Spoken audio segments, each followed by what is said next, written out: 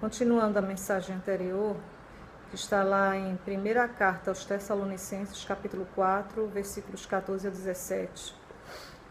Eu citei alguns versículos e eu quero dar continuidade sobre o arrebatamento da igreja, daqueles que dormiram em Cristo, que estão nas sepulturas esperando a vinda do Senhor, e a transformação daqueles que estiverem vivos naquele dia, que não estarão mortos, não estarão sepultados, mas estarão vivos no dia da sua vinda, da vinda do Senhor.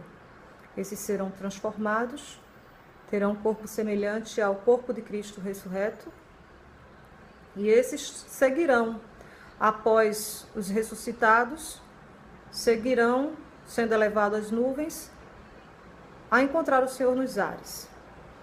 Mas primeiro ressuscitarão aqueles que morreram em Cristo, e após estes serão elevados também aqueles que terão seus corpos transformados para encontrar todos ao Senhor Jesus.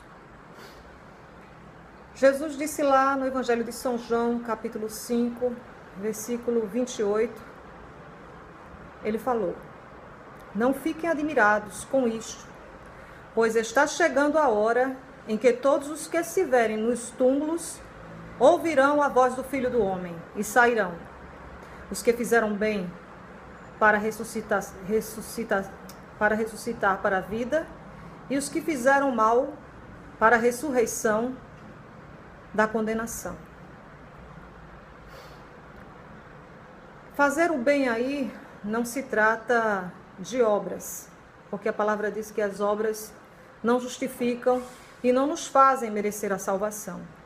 Mas quem crê em Cristo deve praticar obras, sim, deve fazer o bem ao seu próximo, por amor ao próximo. Em primeiro lugar, Cristo, em segundo, o próximo. Jesus Cristo diz que quem cumpre esses dois grandes mandamentos cumpriu toda a Escritura. Infelizmente, algumas pessoas têm uma visão deturpada do que é fazer o bem. Acham que se fizerem o bem, se praticarem o bem, elas estarão aprovadas diante de Deus e elas herdarão um lugar melhor após a morte. Não é bem assim. Nós devemos fazer o bem sim, por amor ao próximo. Mas se nós não tivermos o Espírito Santo, não tivermos Jesus Cristo como o único Senhor das nossas vidas, crendo que Ele fez o sacrifício suficiente na cruz do Calvário para nos salvar, nossas obras de nada adiantarão. Porque o homem, por mais bom que seja, ele não terá como se justificar diante de Deus. Não haverá justificativa para ele através das suas obras. E alguém indagando a Jesus Cristo lá no Evangelho de São João, capítulo 6, não me lembro bem o versículo, mas Jesus disse que as obras de Deus é que creiais naquele que Ele enviou, que creiais em Cristo. Havia um homem, um centurião chamado Cornélio, está lá no Evangelho, aliás, no livro de Atos dos Apóstolos, que esse homem fazia o bem continuamente e continuamente orava a Deus. E as esmolas dele chegaram à presença do Criador. Mas foi preciso Deus enviar Pedro, o apóstolo Pedro, à cidade de Jope, para falar do amor de Jesus para Cornélio. Cornélio era um homem bom, fazia boas obras, mas ainda não conhecia Cristo. Ele não tinha a salvação, apesar de todas as boas obras que fazia. Porque fora de Jesus Cristo não há salvação. E Deus encaminhou Pedro até a Jope, disse: vai lá em Jope. E Pedro foi, pregou o Evangelho do Senhor Jesus Cristo. E não só Cornélio, mas toda a sua família, todos os seus convidados, centenas de almas se converteram, aceitaram Jesus como Senhor. Isso porque as obras de Cornélio não justificariam a sua salvação, mas o precioso sangue de Cristo, sim. Por isso, aquelas esmolas, aquela bondade toda de Cornélio, aquele amor que ele tinha às pessoas, não era suficiente para a sua salvação. Então, É isso que Jesus está falando aqui. Não fiquem admirados, porque está chegando a hora e vem. A hora em que os túmulos, aqueles que estão nos túmulos ouvirão a voz do Filho do Homem e sairão. E os que fizeram bem para a ressurreição da vida, e os que fizeram mal para a ressurreição da condenação.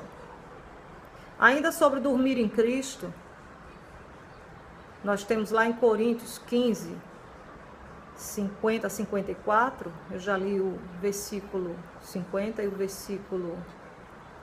versículo 51, diz assim: no momento, num abrir e fechar de olhos,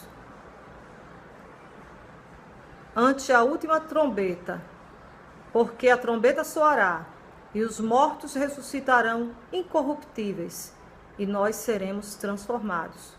Porque convém que isto que é corruptível se revista da incorruptibilidade, e isto que é mortal se revista da imortalidade. E quando isto que é corruptível se revestir da incorruptibilidade, nosso corpo, né? E isto que é mortal, nosso corpo, se revestir da imortalidade, então cumprir-se-á a palavra que está escrita: tragada foi a morte na vitória. E a vida eterna é esta, que te conheçam a ti só, como único Senhor, Deus verdadeiro, e ao Senhor Jesus Cristo, a quem enviaste. Que Deus abençoe a tua vida, que você pense nessas palavras.